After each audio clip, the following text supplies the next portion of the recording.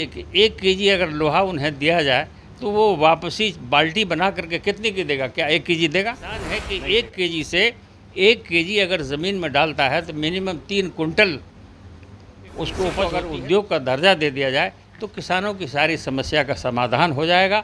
और बिहार का तो बहुत के मैदान में बिहार राजनीति एक नई करवट ले रही है। आने वाले दिनों में बिहार की राजनीति में आपको काफ़ी सारे परिवर्तन देखने को मिल सकते हैं। प्रशांत किशोर की जनसुराज का बढ़ता जनाधार लगातार बिहार में इस बात के साफ संकेत हैं कि उनके दल से जुड़कर काफ़ी सारे पढ़े लिखे लोग जिन्हें वाकई बिहार के भविष्य की चिंता है, वो लोग प्रशांत किशोर के दल के साथ जुड़कर बिहार में एक बदलाव देखना चाहते हैं। इसी कड़ी में आज हमारे साथ नरपतगंज प्रखंड क्षेत्र से हाजी मोहम्मद ताहिर जी हैं, जिन्होंने जनसुराज से प्रभावित होकर प्रशांत किशोर की बिहार के विकास यात्रा में शामिल होकर अपने क्षेत्र में प्रशांत किशोर के साथ बिहार की राजनीति को एक नई दिशा देने के लिए उनके टीम को ज्वाइन किया है। इनसे बात करेंगे और बात करके ये जानने की कोशिश करेंगे कि आखिर प्रशांत किशोर के किन कामों से प्रभावित होकर इन्होंने जनसुराज को ज्वाइन किया है। हालांकि पिछला अनुभव इनका काफ़ी लंबा राजनीतिक अनुभव रहा है, काफ़ी सारे बड़ी राजनीतिक पार्टियों में अपनी सेवाएँ दे चुके हैं। क्या परिचय हुआ सर आपका? जी, मेरा नाम हाजी कैप्टन मोहम्मद ताहिर है। मैं आर्मी का रिटायर पदाधिकारी रहा हूँ और आप जानते हैं कि आर्मी का सिपाही होने के नाते देश से हम लोगों का जो लगाव है, देश के प्रति जो कर्मठता है, ये किसी से छुपी हुई नहीं है, सब लोग जानते हैं। तो इस वक्त की जो स्थिति है पूरे देश में, और पूरे देश की स्थिति तो इससे सब लोग अवगत हैं, लेकिन ख़ास करके मैं बिहार का हूँ। अपने बिहार की स्थिति को देखते हुए और इस वक्त जो माननीय पीके साहब आए हैं, इनके तरीक़े को देखते हुए, इनके विचार को देखते हुए हमारी समझ में कुछ बात आई जो मैंने इनके साथ चलने का समझिए कि मन बनाया है। कैसे प्रभावित हुए आप जनसुराज से? नहीं, प्रभावित तो इस तरह से हुए हैं कि मैंने उनको जब मिला, उनसे मेरी मुलाकात हुई, उनसे मैंने कई तरह के प्रश्न किए, कई तरह के सवालात किए कि भाई आप बिहार का बदलाव किस तरह से करेंगे। कहाँ मुलाकात हुई थी उनसे आपकी? हमारी पहली मुलाकात अररिया में हुई उनसे। तो अररिया में उनसे उन्होंने अपना आदमी भेज के मुझे बुलाया था और उन्होंने ये इच्छा जाहिर की थी कि मैं आपसे मिलना चाहता हूँ। तो पर्सनली हमारी जब मुलाकात हुई तो वहाँ हमारी उनसे तफसीली बात हुई, डिटेल्स बात हुई। तो हमने जानना चाहा कि आप आए हैं तो क्या सोच लेकर के आए हैं, क्योंकि बिहार में तो बहुत पुरानी राजनीतिक लोग हैं, यहाँ आरजेडी भी है, जदयू भी है, भाजपा भी है, फिर आपका आना, आप कौन सा बदलाव करेंगे। तो उन्होंने कहा कि देखिए सर, मैं इस बिहार में आया हूँ गांधी जी की सोच को लेकर कि गांधी जी ने जिस सोच को लेकर के और जिस सपने को लेकर के देश के साथ इतना बड़ा अभियान छेड़ा और यहाँ पर आज़ादी की लड़ाई में जिस तरह से अपनी भूमिका दी, आज उनके सपने को चूर किया जा रहा है।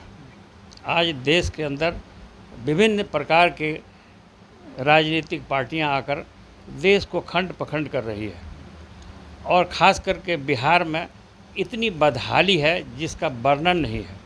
आज आप देखिए लगभग 30 लाख 40 लाख युवा बिहार से पलायन करके दूसरी जगह जाते हैं। ये एक बहुत बड़ा प्रश्न है।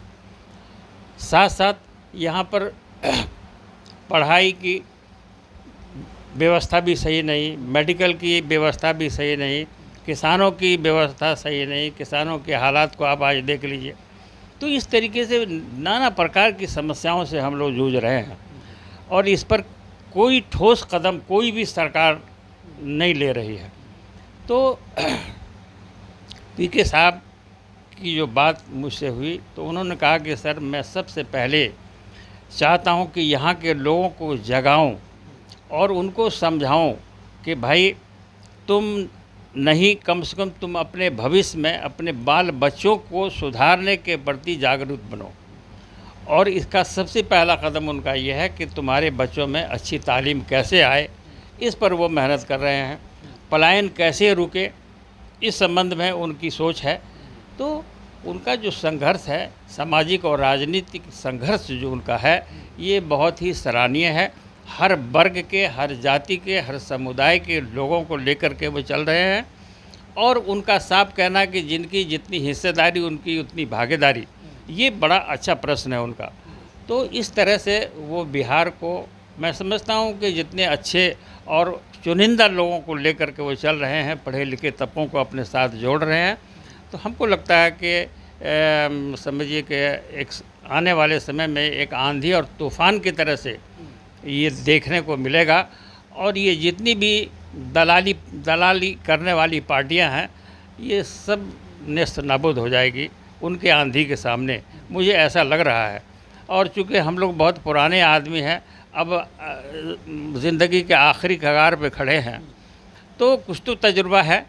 इस तजुर्बे के आधार पर मुझे लगता है कि प्रशांत जी का आने वाला जो भविष्य है, ये बहुत उज्जवल है। और निश्चित रूप से ये अपने मिशन में कामयाब होंगे। और इस कामयाबी के लिए सबसे बड़ी एक ख़ास बात मैं आपको बताऊं, जो मैं उनके अंदर देख रहा हूं, उसको मैं इस शेर के अंदाज़ में आपके सामने पेश करता हूं कि हो हौसला बुलंद और कामिल हो शौक़ भी, हो हौसला बुलंद और कामिल हो शौक़ भी, वो काम कौन सा है जो इंसान न कर सके।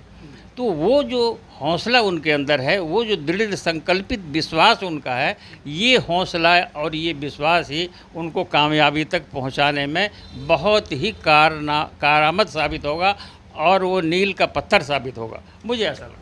अगले विधानसभा चुनाव में जनसुराज क्या विधानसभा चुनाव लड़ेगी और इसमें वो कितनी सफलता उनको मिलने वाली है? जैसा कि प्रशांत जी से सुने हैं हम कि उन्होंने कहा कि भाई बिहार की 243 की 43 सीटों से हम चुनाव लड़ेंगे और सारी सीटों को हम जीतेंगे। लेकिन हमको ऐसा लगता है कि सारी सीट अगर नहीं भी जीत पाए, एक बात मैं बोल रहा हूँ, तो हमको लगता है कि वो मिनिमम 200 सीट ज़रूर चुनाव जीत जाएंगे।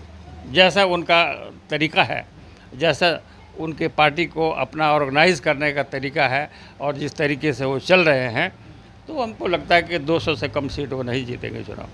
अपने कार्यक्रम के दौरान जिस प्रकार के विजन की वो बात करते हैं, तो क्या लगता है कि अगर उन्हें मौका मिलता है तो बिहार अगले 10 सालों में अग्रणी राज्यों में शामिल हो सकता है? निश्चित रूप से इसमें कोई शक की बात नहीं है कि उन्होंने देखिए साफ लफ्ज़ों में कहा कि मैं अपने लिए कुछ नहीं, हम बिहार को बदलने आए हैं, अपने लिए कुछ करने नहीं आए हैं, हम कोई नेता बनने के लिए नहीं आए, हम बिहार से लोगों को खड़ा करना चाहते हैं। तो जिस नेता के अंदर ये सोच होगी कि भाई हम कुछ नहीं हैं, जनता ही सब कुछ है और जनता के अंदर से छान करके लोगों को निकाल रहे हैं, वो ऐसा है उनके साथ। हिस्सेदारी और भागीदारी पर प्रशांत किशोर जी का क्या राय है? भागीदारी किस संबंध में भागीदारी? जनसुराज में जो सभी वर्ग के लोग आएंगे, हाँ, उन लोगों को लेकर उनकी क्या राय है? हाँ, तो उनकी ये राय है कि वो तो एकदम साफ दूसरी बात करते हैं, जिनकी जितनी आबादी उनकी उतनी हिस्सेदारी। उस एतबार से वो सारे जाति और सारे लोगों को अपना वो भागीदारी देंगे, वो उसी हिसाब से टिकट भी देंगे, वो ऐसा उनकी सोच है। ये विश्वास है कि जनसुराज अगर दल बनता है और बिहार में अगर वो चुनकर आती है तो माइनॉरिटी का ख्याल रखा जाएगा? देखिए भाई, माइनॉरिटी की तरफ से अभी उन्होंने कॉन्फ्रेंस कराई थी हज भवन में, और मैं भी उस मीटिंग में गया हुआ था। और बिहार के जितने चुनिंदा लोग, उलमा इकराम से लेकर के जितने दानिश्वर पढ़े लिखे लोग, राजनीतिक से भी जुड़े हुए पॉलिटिकल माइनॉरिटी के लोग वहाँ पहुँचे थे। तो कई सवाल इनसे किया गया कि भाई आप पहले, लोग आपको बी टीम कह रहे हैं बीजेपी की, या कुछ न्यूज़ चैनल वाले भी आपके बारे में इस तरह की बातें कह रहे हैं। उन्होंने कहा कि बिल्कुल सही बात है। देखिए, मैं कोई बात को छुपाना नहीं चाहता, ओपन आपके सामने, चूँकि ये माइनॉरिटी के लोग हैं यहाँ सारे। मैंने 2014 में बीजेपी को कांधा दिया। मैं अगर बीजेपी को कांधा दिया, अगर आप मुझे उसका गुनहगार मानते हैं तो मैं कबूल करने के लिए तैयार हूँ। मैंने इसी तरीके से नीतीश जी का साथ दिया, ममता बनर्जी का साथ दिया। तो मैं रणनीतिकार हूँ, और मुझसे लोगों ने काम लिया। तो इसका मतलब ये नहीं है कि मैं उनका बी टीम हूँ या उनके। आज मैंने ये महसूस किया कि जब मैं दूसरों के लिए कुछ कर सकता हूँ तो आज अपने बिहार के लिए क्यों नहीं। तो यही सोच ने उनको कन्वर्ट किया है और वो आज पैदल यात्रा करके और छान छान करके युवकों को और अच्छे लोगों को निकाल करके अपने साथ जोड़ रहे हैं और इसका बहुत मजबूत रिज़ल्ट सामने नज़र आने वाला है। जी, बिहार में काफ़ी सारी पार्टियां हैं, आपने भी कई सारी पार्टियों में लंबा समय बिताया है, तो जनसुराज इन सब पार्टियों से अलग कैसे होगा? देखिए, जनसुराज की सोच अलग है और पार्टियों के अंदर वो पार्टी क्या कहिएगा, समझिए कि दलालों का एक जमघट है। सच्ची बात मैं बता रहा हूँ आपको। मैं बताऊँ, सब लोग ठगते हैं जनता को, लेकिन जनसुराज में इस तरह की कोई बात नहीं है। आपको मैं बताऊं कि आरजेडी में मुसलमानों ने अपना ब्लड दिया, अपना खून दिया है इनको, लेकिन ये अपना पसीना तक मुसलमानों को नहीं देते। अब बताइए कि 19% बिहार में मुस्लिम हैं, लेकिन इस बार विधानसभा में इन्होंने 2 लोगों को टिकट दिया। ये क्या है साहब? क्या समझते हैं ये अपने आप को? आरजेडी के लोग क्या समझते हैं? ये बंधुआ मजदूर हैं क्या उनके? तो ये समझने की ज़रूरत है और आज कहीं ना कहीं माइनॉरिटी के लोग इसको बहुत गहराई से समझ रहे हैं और एक ऑप्शन चाहते थे और वो ऑप्शन के रूप में समझिए कि प्रशांत जी नज़र आ रहे हैं। तो निश्चित रूप से इनके साथ लोग होंगे और आप देखिएगा कि आने वाले समय में एक आंधी आएगी, प्रशांत जी की आंधी चलने वाली है। इसमें जो लोग आ गए, जो रह जाएंगे, ये ऐसा नज़र आता है। नरपतगंज विधानसभा में किन बिंदुओं पर काम होना चाहिए, कौन कौन से विकास के कार्य अभी अधूरे हैं? देखिए, नरपतगंज के अंदर तो देखिए सबसे बड़ी चीज़ क्या है कि हमारे बिहार में सबसे बड़ा दिक्कत ये है, खास करके इस नॉर्थ बिहार के अंदर की बात बता रहा हूँ मैं, ये सब बाढ़ग्रस्त एरिया है। तो यहाँ अगर प्रशांत जी की पार्टी पावर में आती है तो सबसे पहला काम है यहाँ बाढ़ से कैसे लोगों को बचाया जाए, सबसे पहला काम इससे शुरुआत होगी। इसके बाद किसानों की समस्या है, किसानों की समस्या पर हम लोग बात करेंगे। अब आप देखिए, किसानों की समस्या इतनी जटिल है जिसका वर्णन नहीं है। अब आप सोचिए कि एक जनरल बात मैं आपको बता रहा हूँ कि आज किसानों की समस्या आप देखिए कि एक बीड़ी बनाने वाला, एक सुई बनाने वाला, बिस्किट की फैक्ट्री चलाने वाला, ये सब उद्योगपति है। इनके साथ किसी तरह की कोई आग लग जाती है या और कोई दिक्कत होती है तो इनको सरकार मुआवजा देती है। और एक मिसाल के तौर पर मैं आपसे एक बात कहूँ कि अगर 1 केजी लोहा दिया जाए और किसी को कहा जाए कि भाई 1 केजी तुम बाल्टी बना करके दो हमको, तो आप यकीन के साथ बताइए कि आप लोग पत्रकार हैं और आप बताइए कि 1 केजी अगर लोहा उन्हें दिया जाए तो वो वापसी बाल्टी बना करके कितने की देगा? क्या 1 केजी देगा? नहीं देगा। तो उसमें कमी आएगी। लेकिन एक किसान है कि 1 केजी से 1 केजी अगर ज़मीन में डालता है तो मिनिमम 3 कुंटल उसको उपज होती है। तो उसके प्रोडक्शन का हाल देख लीजिए आपकी कितना अधिक है, लेकिन आज उनको वंचित किया जा रहा है। इसलिए मैं अक्सर कहता हूँ कि कृषि को अगर उद्योग का दर्जा दे दिया जाए तो किसानों की सारी समस्या का समाधान हो जाएगा और बिहार का तो बहुत भला हो जाएगा। और बिहार के अंदर मैक्सिमम मजदूर और किसान लोग हैं।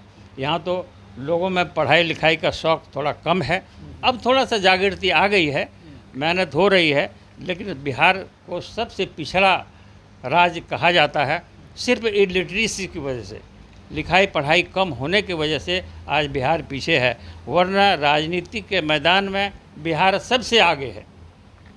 तो अगर ये हो गए तो निश्चित रूप से बिहार नंबर 1 पर आएगा। और जिस तरीके से प्रशांत जी हर मुद्दे पर बात करते हैं, हर मुद्दे को लेके चल रहे हैं, हमको लगता है कि अगर ये पावर में आ गए, ये सरकार में आ गए तो निश्चित रूप से बिहार का काया पलट होगा।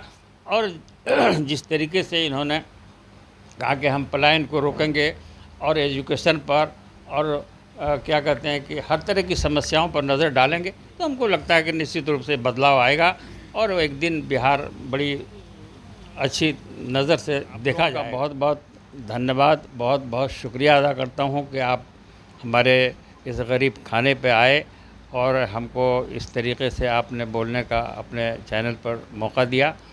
मैं आपको बहुत आभार और धन्यवाद देता हूँ। साथ ही कामना करता हूं कि चूँकि आप लोग ही देश के चौथे पिलर हैं और इसी बेबाकी के साथ लोगों की समस्याओं को, जनता के सवालों को, जनता की समस्याओं को उठाते रहिए, ये बहुत अच्छी चीज़ है। और मैं कामना करता हूं कि आने वाले भविष्य के लिए आप लोग इसी तरीके से। तो ये थे कैप्टन हाजी मोहम्मद ताहिर।